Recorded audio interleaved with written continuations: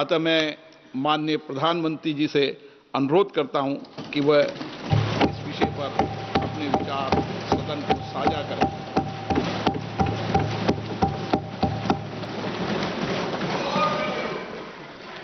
आदरणीय अध्यक्ष महोदय, मैं आपका और सदन के सभी माननीय सदस्यों का हृदय से आभार व्यक्त करता हूं कि हमने इस महत्वपूर्ण अवसर पर एक सामूहिक चर्चा का रास्ता चुना है, जिस मंत्र ने, जिस जयघोष ने देश की आजादी के आंदोलन को ऊर्जा दी थी, प्रेरणा दी थी, त्याग और तपस्या का मार्ग दिखाया था, उस वंदे मातरम का पुण्य स्मरण करना इस सदन में हम सबका ये बहुत बड़ा सौभाग्य है। और हमारे लिए गर्व की बात है कि वंदे मातरम के 150 वर्ष निमित्त इस ऐतिहासिक अवसर के हम साक्षी बन रहे हैं।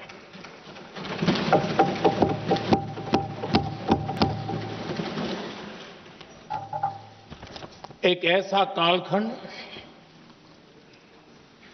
जो हमारे सामने इतिहास की अनगिनत घटनाओं को अपने सामने लेकर के आता है।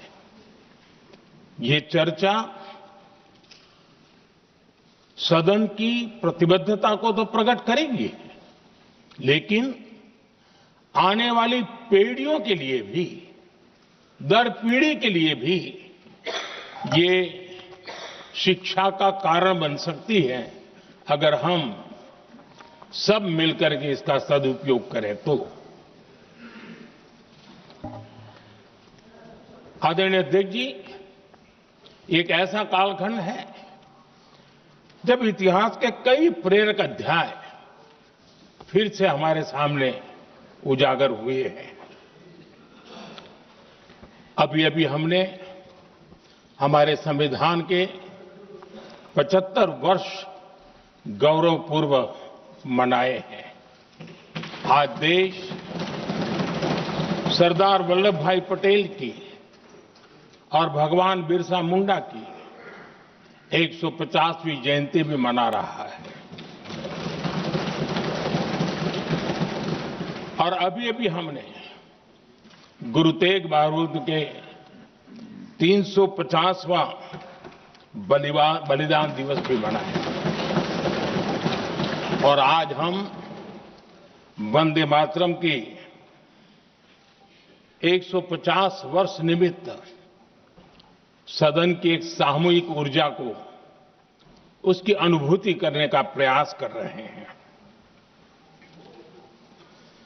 वंदे मातरम 150 वर्ष की यात्रा अनेक पड़ावों से गुजरी है, लेकिन आदरणीय अध्यक्ष जी,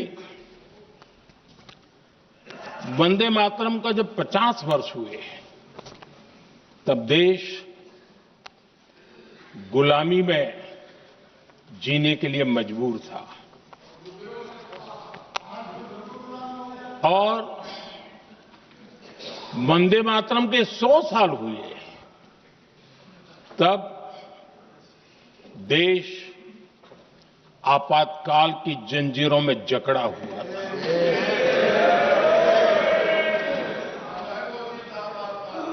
जब वंदे मातरम 100 साल के अत्यंत उत्तम पर्व था, तब भारत के संविधान का गला घोंट दिया गया था। जब वंदे मातरम 100 साल का हुआ, तब देशभक्ति के लिए जीने मरने वाले लोगों को जेल के सलाखों के पीछे बंद कर दिया गया था। जिस वंदे मातरम के गीत ने देश को आजादी की ऊर्जा दी थी, उसके जब 100 साल हुए तो दुर्भाग्य से एक काला कालखंड हमारे इतिहास में उजागर हो गया। हम लोकतंत्र के गिरोह में थे।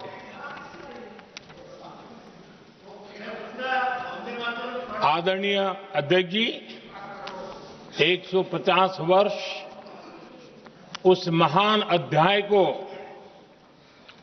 उस गौरव को पुनः स्थापित करने का अवसर है और मैं मानता हूं सदन ने भी और देश ने भी इस अवसर को जाने नहीं देना चाहिए। यही वंदे मातरम है जिसने 1947 में देश को आजादी दिलाई। स्वतंत्रता संग्राम का भावात्मक नेतृत्व इस वंदे मातरम के जयघोष में था। आदरणीय अध्यक्ष जी,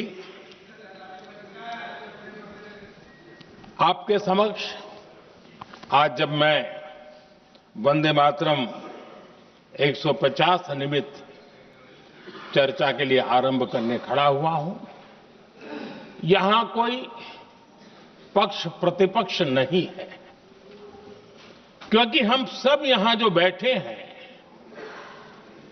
एक्चुअली हमारे लिए रण स्वीकार करने का अवसर है कि जिस वंदे मातरम के कारण लक्षावधि लोग आजादी का आंदोलन चला रहे थे और उसी का परिणाम है कि आज हम सब यहां बैठे हैं। और इसलिए हम सभी सांसदों के लिए, हम सभी जनप्रतिनिधियों के लिए वंदे मातरम के रण स्वीकार करने का ये पावन पर्व है।